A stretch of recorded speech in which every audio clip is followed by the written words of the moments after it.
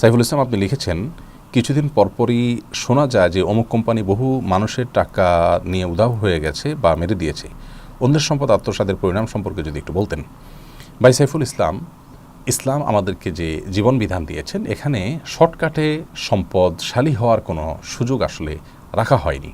এই জন্য আপনি দেখবেন যে আপনি বসে বসে সুদে টাকা লাগালেন আর বসে বসে আপনি তার লাভ খেয়ে আপনি বড়লোক হয়ে গেলেন। এই পদ্ধতিকে ইসলাম কিন্তু জায়েজ করেন, এটা হারাম। এবং একইভাবে আপনি 10 টাকা দিয়ে লটারি কিনে 40 লক্ষ টাকার মালিক হয়ে গেলেন রাতারাতি।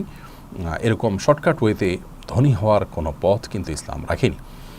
অনেক কোম্পানি যেরকম মানুষের টাকা হাতিয়ে নিচ্ছে, আমরা গ্রাহকরাও, সাধারণ মানুষ অনেক সময় লোভে পড়ে এই সমস্ত জায়গায় পা দেই এবং ক্ষতিগ্রস্ত হই। দুনিয়াও বরবাদ হয়, আমাদের আখিরাতেও বরবাদ হয়। এ বিষয়ে আমাদের সবার দায়িত্বশীল আচরণ করতে হবে।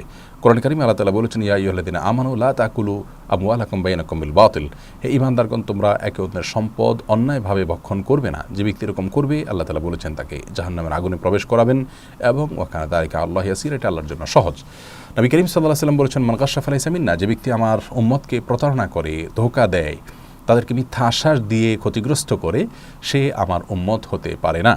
দুনিয়াতে যারা এগুলো সম্পদের জন্য করছেন, বিভিন্ন কোম্পানি খুলে মানুষের টাকা বিভিন্নভাবে তারা সংগ্রহ করছেন, এরপরে মানুষকে বিপদের মুখে ঠেলে দিচ্ছেন, মানুষের টাকা নিয়ে একরকম তামাশা করছেন এবং তাদেরকে রিস্কের মধ্যে ফেলছেন, এই মানুষগুলো হয়তো অনেক সম্পদ আহরণ করছে, কিন্তু এরা কিয়ামতের ময়দান হবে সবচেয়ে অভাবী এবং ভিখারি।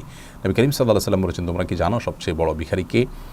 তখন সাহাবীরা বললেন যে আমাদের মধ্যে তো যার টাকা পয়সা নাই তাকে আমরা মনে করি যে সে হলো অভাবী। নবী আলাইহিস সালাম বলেছেন, প্রকৃত অভাবী হলেন ওই ব্যক্তি যে কিয়ামতের দিন দুনিয়া থেকে অনেক আমল টামল নিয়ে যাবে, কিন্তু পাওনাদারদের পাওনা দিতে দিতে দিতে মানুষের হক নষ্ট করেছে, সেগুলো পরিশোধ করতে করতে তা সে নিঃস্ব হয়ে যাবে। সমস্ত সওয়াব তার পাওনার বিপরীতে দিয়ে দিয়ে তার সমস্ত আমলগুলো শেষ হয়ে যাবে। এরপরে পাওনাদারদের বদামল নিয়ে তাকে জাহান্নামে যেতে হবে।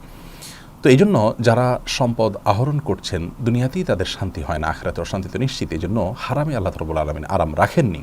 আল্লাহ তাআলা আমাদেরকে হারামকে না বলার তৌফিক দান করুন।